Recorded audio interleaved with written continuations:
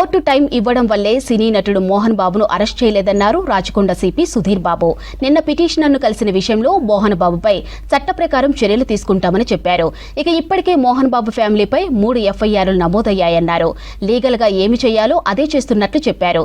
AP చంద్రగిరిలో ఉన్నప్పుడే Mohan Babu gun licence తీసుకున్నారని clarity ఇచ్చారు రాచకొండ సిపి.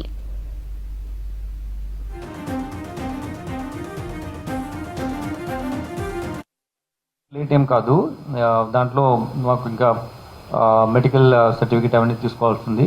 దాని తర్వాత మేము ఆయన నోటీస్ ఇచ్చాము. ఆయన 24th వరకు టైం అడిగారు. Maybe out of is concern for him ఈ వెంట్ దేర్. దానికి మేము పర్సే మేము అగేన్స్ట్ చూపించలేము.